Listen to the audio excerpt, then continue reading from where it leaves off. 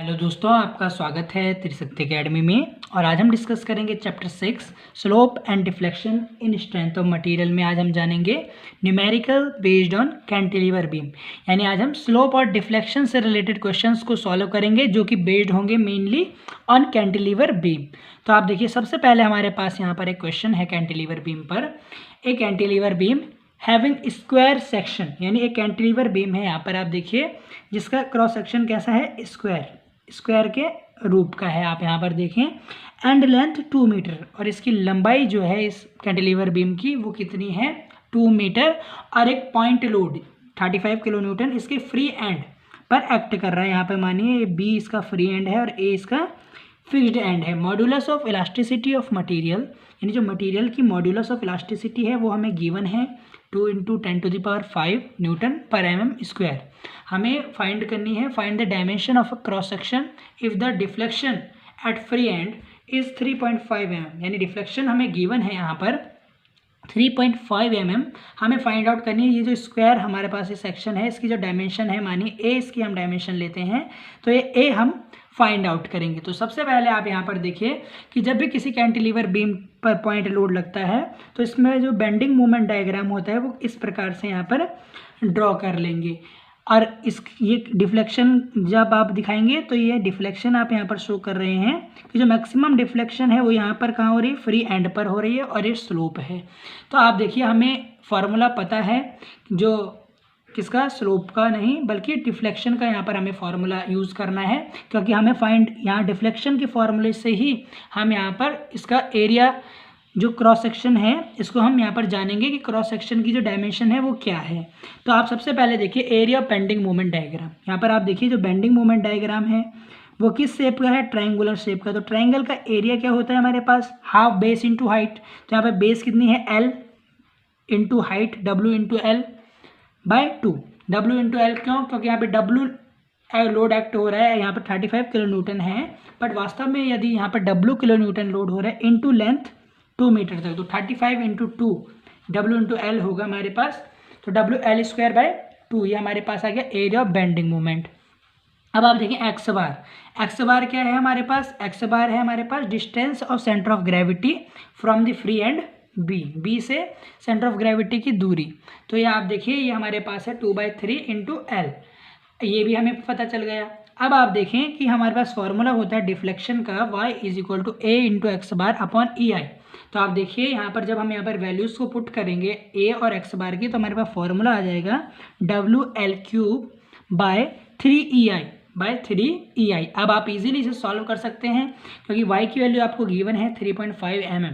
तो WL3/3EI के बराबर में आप 3.5 रखिए। W की वैल्यू आपको पता है वो कितना है, 35 किलो न्यूटन। तो 35 into 1000 L to the power cube. तो L हमारे पास है 2 मीटर लेंथ, तो 2 × 1000 mm में कन्वर्ट हो जाएगा की पावर क्यूब अपॉन 3 इंटू ई है यंग्स मॉड्यूलस, वो भी हमें यहाँ पे गिवन है 2 × 10⁵ न्यूटन पर mm स्क्वायर इंटू I। अब आप देखिए I आप सोच रहे हैं I है मोमेंट ऑफ इनर्शिया, और moment of inertia for square section क्या होगा हमारे पास, a × a³/12 ये हमारे पास होगा मोमेंट ऑफ इनर्शिया। तो ये आप लिख दें यहाँ पे a⁴/12। अब आप क्या करें, आपको फाइंड करना a। तो अब आप a को एक तरफ ले जाएं और यहाँ पर इसे जब आप सॉल्व करेंगे तो हमारे पास जो a की वैल्यू है, यानी जो इसकी वैल्यू आएगी a की, जो इसकी डायमेंशन है इस स्क्वायर सेक्शन की, वो हमारे पास आ जाएगी 200 mm, वो आ जाएगा हमारे पास 200 mm। तो आपको यहाँ पर याद रखना है, आप इसको सीधा यहाँ पर फॉर्मूला डिफ्लेक्शन का याद भी रख सकते हैं, y = WL³ अपॉन में 3EI। परंतु यहाँ पर मैंने आपको ये समझाने की कोशिश की कि यदि आपको फार्मूला याद नहीं है तो आप फार्मूला बना सकते हैं by using bending moment diagram में एरिया और एक्स बार की मदद से आप फार्मूला को यहाँ पर बना सकते हैं, और इस फार्मूला का यूज़ करते हुए आप सीधा डायमेंशन को निकाल सकते हैं। अब हम क्वेश्चन नंबर 2 पर डिस्कस करेंगे। एक कैंटिलीवर बीम 120 mm वाइड, यानी हमारे पास यहाँ पर आप देखें कि एक कैंटिलीवर बीम है इस प्रकार से, ये 120 mm वाइड है, ये 120 mm यहाँ पर देखें वाइड है, और डीप कितना है 2.5 मीटर। Find the UDL। इस पर देखिए UDL लग रहा है यूनिफॉर्मली डिस्ट्रीब्यूटेड लोड इस पर एक्ट हो रहा है, ओवर इट्स होल लेंथ, इसकी पूरी लेंथ पर। और जो इसमें डिफ्लेक्शन है वो कितना है यहाँ पर, एक्सीड नहीं होना चाहिए 5 mm से। तो वाई आपको यहाँ पर दिया है इन्होंने 5 mm, वाई गिवन है 5 mm। और ई यंग्स मॉडुलस यहाँ पर इन्होंने दे रखा है हमको 2 × 10⁵ न्यूटन पर mm²। अब आप इसको देखिए हम आगे कैसे सॉल्व करेंगे। अब आप देखिए कि यहाँ पर देखिए कैंटिलीवर बीम है जिस पे W किलो न्यूटन पर मीटर। आप ऐसे मान लीजिए कि जो लोड हमें गिवन नहीं है उसको हम मान लेते हैं W किलो न्यूटन पर metre over the whole length. और इसकी लेंथ यहाँ पर गिवन है हमें 2.5 मीटर, 2.5 मीटर यंग्स मॉडुलस हमें गिवन है यहाँ पर। और डिफ्लेक्शन ये गिवन है 5 mm है, ये देखिए यहाँ पे 5 हमने पुट कर दिया। अब आप इसको एक बार दोबारा से यदि आप देखें तो जो एरिया होगा यहाँ पर बेंडिंग मोमेंट डायग्राम का, ये क्या होगा हमारे पास बेस इंटू हाइट बाय 3। और बेस हमारे पास क्या है, लेंथ, ये L। और ये क्या आएगा हमारे पास WL²/2।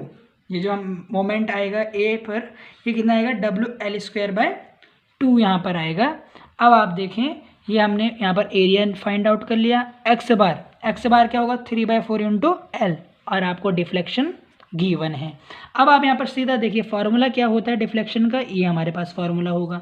जब आप यहाँ पर इस फार्मूले में एरिया और एक्स बार की वैल्यूज़ को पुट करेंगे तो आपके पास आएगा WL⁴ 8 EI। अब आप देखिए आपको W नहीं पता, ये W आपको पता नहीं। आप सोच रहे होंगे यहाँ पे L³ भी आ सकता है, क्योंकि हम इसको ऐसे भी लिख सकते हैं capital W × L⁴ upon 8 EI। ये भी फॉर्मूला है, पर यहाँ पर W किलो न्यूटन में होगा, पर यहाँ पर UDL लग रहा है। तो अभी हमें UDL में पहले हम लोड को फाइंड आउट करते हैं। तो WL⁴ लिखा है, तो W × L क्या है हमारे पास 2.5 मीटर। इसको हम mm में कन्वर्ट करेंगे by multiplying it by 1000⁴। 8 × E क्या है 2 × 10⁵ I। अब आप देखिए मोमेंट ऑफ इनर्शिया को फाइंड आउट करने के लिए देखिए आपके पास फॉर्मूला है रेक्टेंगुलर सेक्शन के लिए, जो विड्थ है हमारे पास B × डेप्थ की क्यूब अपॉन 12। तो यहाँ पर B हमें पता है 120 है और D क्या है यहाँ पर 200। तो यहाँ पर वैल्यूज़ को पुट कर दें तो आप इजीली फाइंड आउट कर देंगे। यहाँ पर डिफ्लेक्शन की वैल्यू रख देंगे तो आपकी W की वैल्यू बचेगी, यानी load in kilo newton metre की वैल्यू बचेगी, जो आपके पास यहाँ पर आएगा W = 16.384 किलो न्यूटन पर मीटर। ये हमारे पास आ जाएगा load in kilo newton metre में आ जाएगा। यदि आपको इसको कन्वर्ट करना है किलो न्यूटन में तो आप इसको इसकी जो लेंथ है इससे मल्टीप्लाई कर दें। तो यदि आपको कैपिटल यहाँ पर यदि आपको कैपिटल W चाहिए तो आप क्या करेंगे स्मॉल w, यह भी आपने फाइंड आउट कर लिया है, ये इंटू L, ये लेंथ जो है 2.5 से मल्टीप्लाई कर दें, किलो न्यूटन में लोड आ जाएगा आपका। तो इसी के साथ आज हमारा यह वीडियो यहीं पर एंड होता है। इसमें हमने डिस्कस किया